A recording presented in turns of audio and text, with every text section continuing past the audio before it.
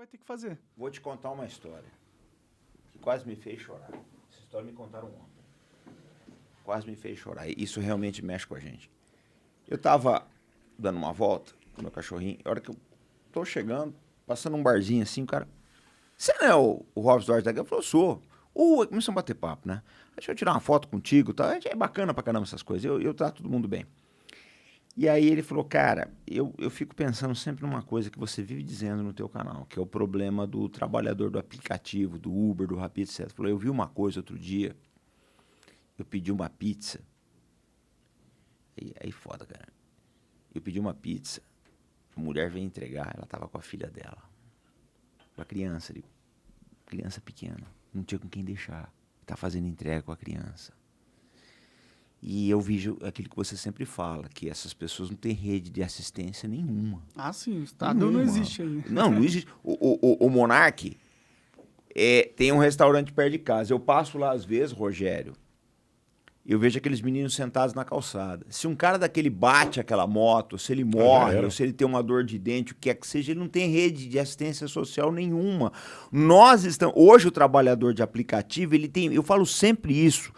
Ele tem menos direito do que um mineiro de carvão britânico do século XIX, cara. Ele não tem direito nenhum. Se você vê o que aconteceu contigo com o YouTube chega pra você, te tira do ar e acabou que o Coca que você tá dando emprego à turma, todo o investimento que você tem. Eles quase mataram o Flow, né? Exatamente. Então, não pode continuar isso daí. E precisa haver, né, regras para assistir essas pessoas que estão trabalhando para essas corporações. Porque, por exemplo, uma coisa que eu achei que aconteceu que foi legal, né? Eu, hoje em dia, se eu tiver que pegar... Eu vim de táxi aqui. Se eu tiver que pegar um táxi ou Uber, eu vou de táxi. Por quê? Porque eu sei que o dinheiro está ficando no Brasil. Agora, o problema todo que a gente vê do Uber é o seguinte, aquele coitado daquele trabalhador é espoliado ali e esse dinheiro vai lá para fora. Exatamente. Então, precisa mudar isso. Isso precisa mudar, cara. Não, inclusive, eu vou colocar uma coisa polêmica aqui. Né? Essa discussão sobre a reforma trabalhista. Né? O que eu penso, tá? Eu acho que a reforma trabalhista não deve ser revogada, mas ela deve ser reconsiderada, inclusive adotando a questão desses trabalhadores de aplicativo. Jogaram a água de banho com o nenê dentro. Exatamente. Porque o custo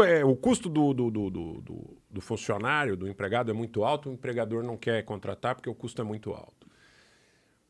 Tem várias coisas importantes aí. Tem o lance da litigância também, né? Porque o cara fala, porra, tinha muita causa trabalhista, e aí isso realmente acabava desestimulando, né? Falando um pouco aí como empregador, quando você... Porque criou-se, sim, uma indústria, então vamos ser bem honestos, vamos ser muito franco. Criou-se uma indústria, alguns advogados, né? Alguns advogados trabalhistas, que praticamente ficavam na porta de determinadas, entre aspas, metaforicamente, de determinadas empresas, esperando o cara sair para ver se eles conseguiam arrumar pelo em ovo para entrar... Um processo. Exatamente. Aí tem aquela tabela, 30%, tal, aquela coisa toda. Tinha advogado até que estava adiantando dinheiro de causas pretensamente ganhas, né, para gente desesperada, tá? Então criou-se uma indústria. Agora a reforma trabalhista precisa ser reconsiderada considerando iFood, Rappi, Uber, YouTube, como o comandante está falando aí, aplicativos de um modo geral. Porque, quer dizer, se bem eles têm o direito de rescindirem um contrato... Lógico, isso aí, ninguém tá questionando isso. Mas tem um outro lado. Tem uma família ali do outro lado, né? Tem um cara que pode dizer com um termo, não sei se usa esse termo ainda, o arrimo de família, o cara lá que está sustentando a mãe. Um investimento por trás disso também, né, Rogério? E outra, você não tem... O YouTube, na verdade, ele não te dá defesa nenhuma. Ele chega pra você, teu canal foi cancelado e acabou. Não é assim, E por uma regra arbitrária deles. Porque eu falei algo que é politicamente incorreto na visão deles, né? Não é isso? Então, assim, esse é o ponto. Quem está gerindo? Eles estão gerindo além do Estado. Então, aquela nossa discussão sobre a questão do Estado ou não, quer dizer, se esses oligopólios tiverem, no contexto que a gente vive, qualquer força, entre aspas, opressora, ela não é bem vista pelas pessoas. Isso é um fato, tá? Mas, às vezes, a gente tem que abrir mão de algumas coisas para não perder tudo, né? Então, você dá os anéis para não perder os dedos. Agora, eu não acredito que os oligopólios, o YouTube, outros aplicativos, outras plataformas, eles devam ter direito de falar sem que a legislação nacional possa ser considerada. Então, a legislação nacional tem que ser considerada até para proteger os nacionais. Sim, sim. Mas eu fico com medo dessa parada de ser mais um braço pro Estado controlar a vida das pessoas também, entendeu? Porque ele vai colocar... porque, ó, um lado bom é ele me defender, o Estado me defender nesse sentido e falar assim, não, YouTube, tu não pode tirar a monetização do Monark só porque ele falou uma coisa que você não concorda. Poder discricionário. Mas também tem uma outra coisa que o Estado pode fazer e vem fazendo, é falar, YouTube, tira esse cara porque... Não, peraí, Monark. O que a gente quer é o seguinte, o que a gente quer? É uma âncora de garantias da plataforma, tá? Que, uma vez detonado esse processo, ou pela própria plataforma, ou pela justiça, ou pelo Estado, quem quer que seja, você não fica a ver navios. Então, vou dar um exemplo. Qual era a arquitetura geral da coisa? Lógico, teria outras evoluções, né? Mas o dia de amanhã, o YouTube decide fechar o teu canal. Ele tem que te mandar abrir um processo onde você tem direito de ampla defesa e contraditório. Não, e ser atendido por alguém que te atenda pessoalmente. Exatamente, né? não por máquina. Essas porcarias. Não por máquina. Aí o YouTube não, realmente, ele vai fechar mesmo, ele quer fechar. É um direito dele, também é uma empresa privada. Mas também aí entra esse aspecto, né? Será que ele não teria que respeitar a legislação dos países nos quais ele atua? Mas aí que tá, Rogério, peraí, eu vou chegar nesse ponto, aí eu vou passar, aí você chuta de novo. Bom.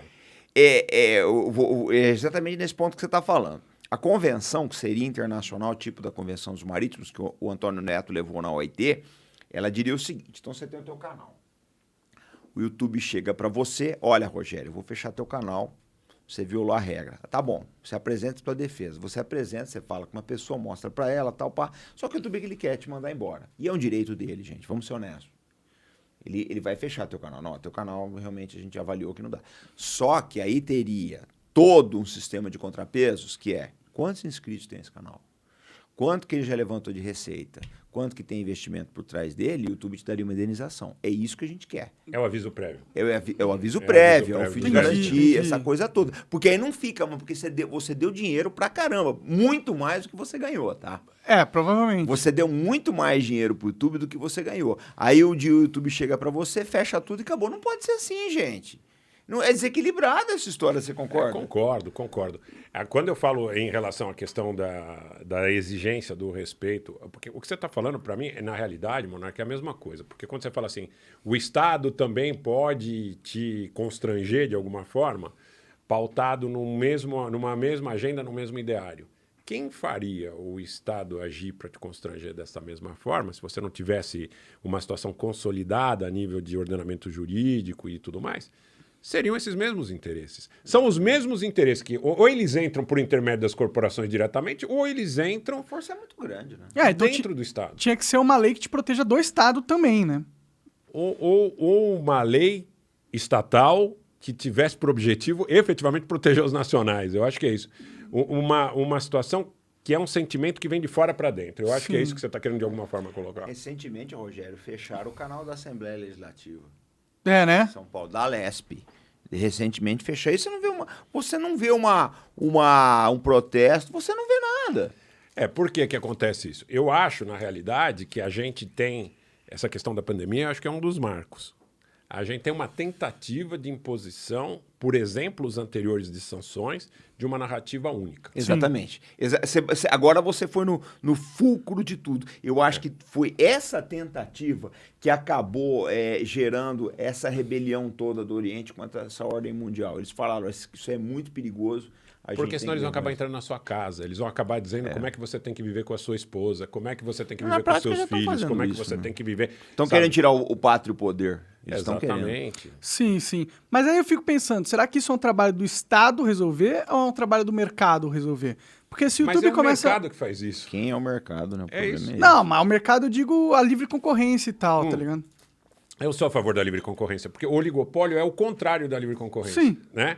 Então, eu acho que esse é o ponto que talvez a gente devesse construir como sociedade junto, inclusive para essas pessoas que têm esse receio de que o mercado livre possa ser, de alguma forma, constrangido pelo Estado.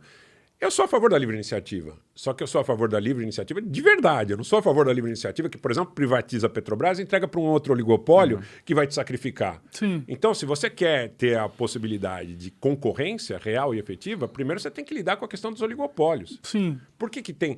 Olha, eu tenho certeza Também vou tomar porrada falando isso. Mas eu tenho certeza que se nós privatizarmos a Petrobras, num curto espaço de tempo, nós vamos pagar mais caro pela gasolina. Eu também acho. Bom, não vai ter o que fazer. Os preços vão ser internacionais, os preços internacionais estão subindo e eles vão falar assim, brasileiro, foda-se, eu não tô aqui por causa dos brasileiros, eu tô aqui porque eu tenho o meu dono, e meu dono quer lucrar cada vez mais. Agora, isso existe por causa do oligopólio, porque se não fosse um oligopólio, se fosse realmente esse mercado do quem tem competência se estabelece, porque eu acho que foi esse sentimento que foi disseminado na sociedade, que existe uma certa dissonância na base da sociedade em relação a isso. Eu acho que quem tem competência se estabelece. Eu acho que essa frase é boa, mas quem tem competência não se estabelece no mercado oligopolizado. Sim. Eu vou contar uma outra história que aconteceu quando eu comprava matéria-prima, quando eu comprava petroquímico de segunda geração, polietileno. Eu fui numa determinada... É um oligopólio mundial, um oligopólio no Brasil, tá? Não vou citar nomes das empresas, naturalmente. Mas eu fui me aventurar num determinado momento que o mercado entre idas e vindas estava aberto para as importações.